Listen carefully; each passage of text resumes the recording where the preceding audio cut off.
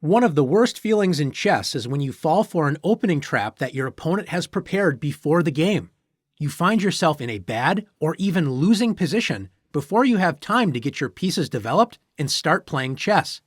Let's take a look at some of the most common opening traps you can use to gain a quick advantage against unprepared opponents, as well as learn how to avoid falling into traps yourself.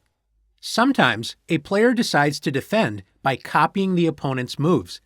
The player thinks if a move is good enough for one side, it should be good enough for the other side. Is that true? Let's take a look. After e4, e5, knight f3, and knight f6, white plays knight takes e5. Both sides have been playing the same moves. Now if black plays d6 before capturing the pawn on e4, this is known as the main line of the Petrov defense, or Russian game, with a solid position for black. If black is only copying, then black will jump into the center immediately with knight takes e4. Black is now in trouble as the e-file has been cleared of pawns, so white can play queen to e2, attacking black's knight. The copycat strategy fails after queen e7 and queen takes e4. Unless black wants to take the copying strategy to the extreme and lose a queen after queen takes e5, black's only way to stay in the game is to play d6, attacking white's knight, which is pinned to the queen. White can simply play d4, and after d takes e5 and d takes e5, white is simply up a pawn with a better position. If black tries to avoid going down a pawn, black may try d5, protecting the knight. After d3, black is on the edge of disaster. If black retreats the knight, say with knight f6, white can win black's queen by force. Can you see how? That's right, with knight to c6, discovering the queen's check against black's king and attacking the black queen. Notice that if the black queen tries to block the check with queen e7, white still wins the queen with knight takes e7. After d3, black's best try is queen to e7, counterattacking white's knight. After d takes e4 and queen takes e5, white still wins a pawn after e takes d5. Notice that black's queen cannot capture the pawn on d5 because it is pinned to the king. This is why copying your opponent is not a good idea. Let's take a look at another opening trap. After e4, c6, black plays the Caro-Kann defense. And after the typical moves d4, d5, knight to c3, and d takes e4, white recaptures knight takes e4, and black plays knight to d7.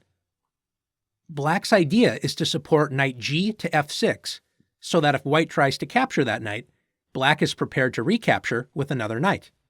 White plays the strange-looking queen e2. This is not a great move as it blocks in the light-squared bishop, but it does set up a deadly trap. If black develops without understanding the point behind white's last move and plays knight g to f6, white can actually win the game in one move. Do you see it? That's right, knight to d6. It's a smothered mate. White's queen is pinning the pawn to the king, and all of black's pieces smother the black king so it cannot escape. What should black have done instead? Black can simply play e6, opening up the dark-squared bishop and preventing any chance of a smothered mate. Now white's queen on e2 looks misplaced, which is why opening traps that only hope your opponent doesn't find the best move should not be played. One thing to remember is to only play an opening trap when it improves your position, even if your opponent doesn't fall for the trap. Otherwise, you are just playing hope chess.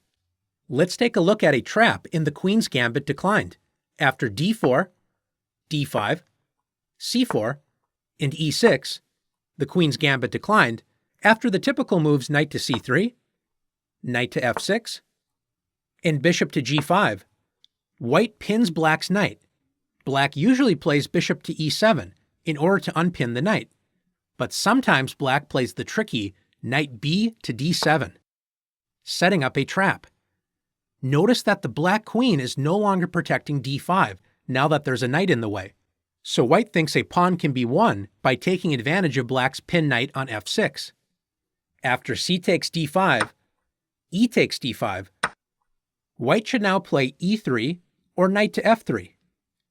But it looks like white can just win a pawn with knight takes d5, because the f6 knight looks like it's pinned to the queen.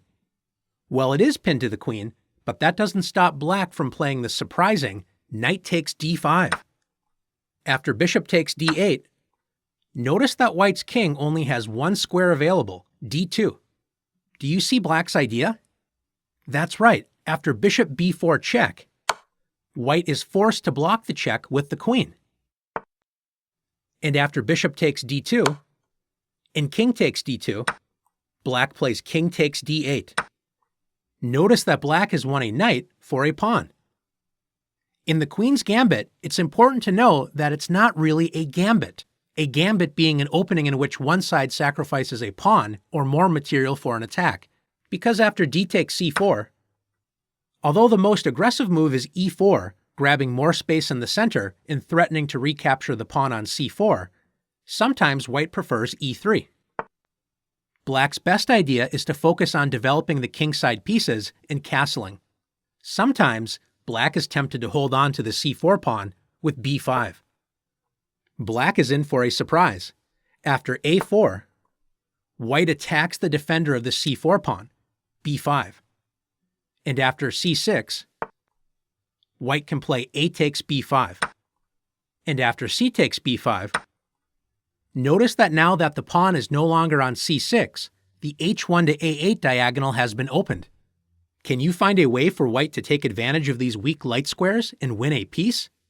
That's right, queen to f3. White threatens to win the rook on a8. Black's best defense is to give up a knight for free after knight c6. So after queen takes c6 check, black can play bishop to d7, attacking the white queen and revealing the black queen's protection of the a8 rook. White is up an entire piece, so this shows the risk of trying to hold on to the c4 pawn in the queen's gambit. Now it's your turn to practice setting up as well as avoiding opening traps.